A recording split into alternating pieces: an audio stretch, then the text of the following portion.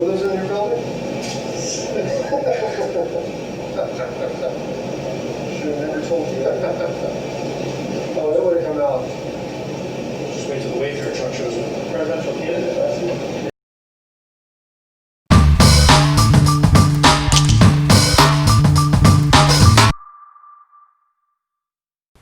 My name is Richard, and this is If You Only Knew. Thank you again for joining me. Today's episode is titled, It Is Time to Batten Down the Hatches, which I will explain the meaning of later. But before we get into the headlines, did you catch the video before the intro? That was a member of the media before a press conference saying to a colleague, just wait until the Mayfair truck gets here. Do they know something, or are they laughing it off as many others have as a conspiracy? But what do you think? Let me know in the comments. For now, let's get into the headlines. The Federalist has published an extensive list of hundreds of national monuments defaced and removed since the start of the protests, which we know are far from over, as we are still seeing Portland and other cities in chaos. After initially demanding that Trump remove the federal agents from the city, Portland is now officially declared a riot after the mayor was booed, told to resign, and given a list of demands. The mayor was also exposed to tear gas resulting from joining the protesters. Fortunately, the White House has confirmed that paramilitary troops were sent to Portland to quell the rioting. Later this week, these troops will be sent to Chicago, despite Lightfoot's public statements that under no circumstance will I allow Donald Trump's troops to come to Chicago and terrorize our residents, because that job, well, is clearly taken by Lightfoot.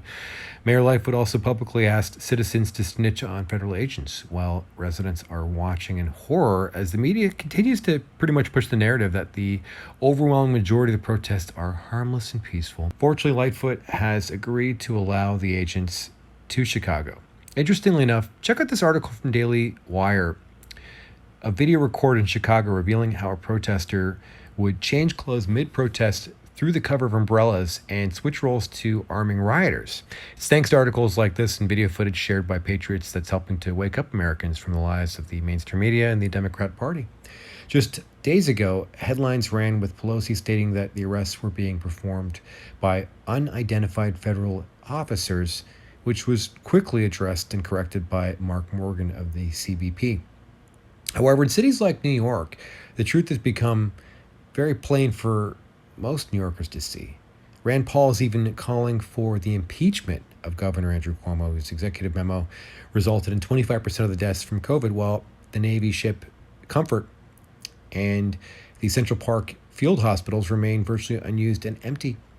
Cuomo has admitted that New York made a lot of mistakes, but New York State's problems are really actually multiplying as tax revenues are sharply dropping from residents relocating out of the city, either upstate or to the suburbs.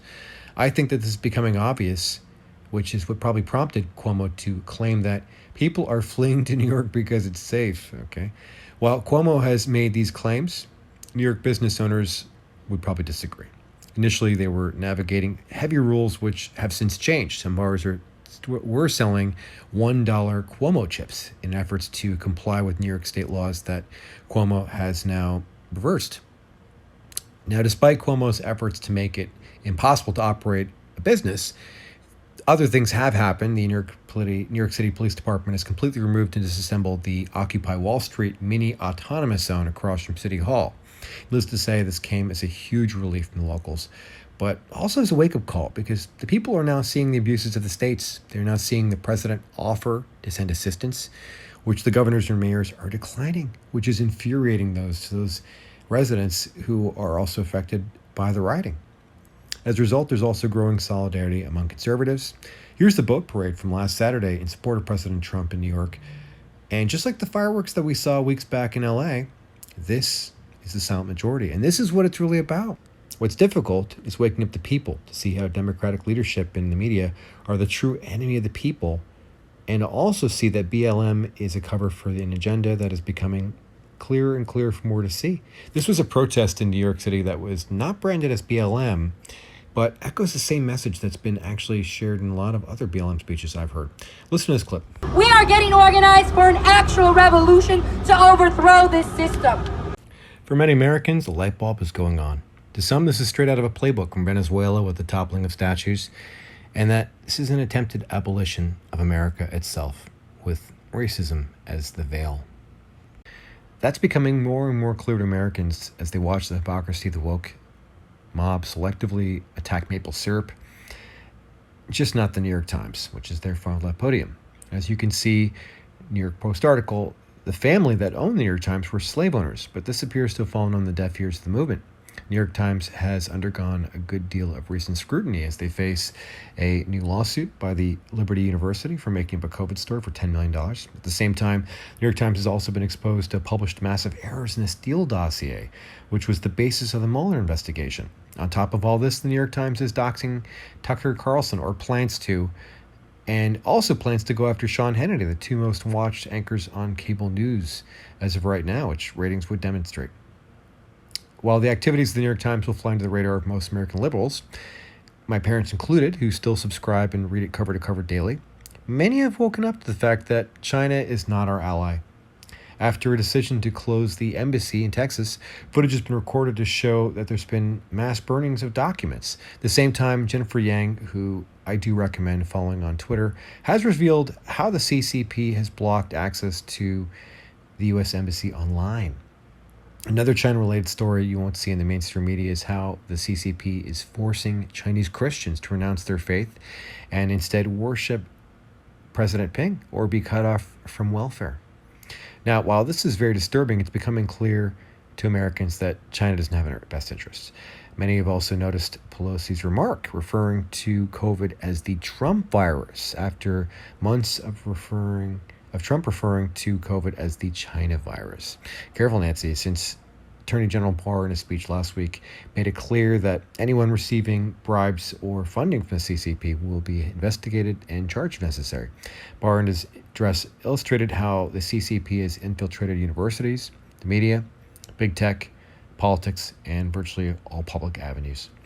The president also shocked people this week when he canceled the large GOP rally for the RNC in Florida and also wore a mask and recommended wearing masks during a recent coronavirus briefing. Now, this was interesting because we know that mail-in voting has been on the Democratic agenda for some time. But if masks work, you can go to a restaurant. If masks work, you can go to the store, buy groceries, and do almost everything in a mask, including voting. And by the way, we are still seeing more voter fraud reported left and right. But if you can vote, there's no need for mail-in voting. The bottom line is the president just outmaneuvered the D's in mail-in voting and voter ID. Now, while most Americans are tired of wearing masks and the lockdowns, it has become clear to many that this is not about a virus, as 1/3 of Americans no longer are sold on the public narrative.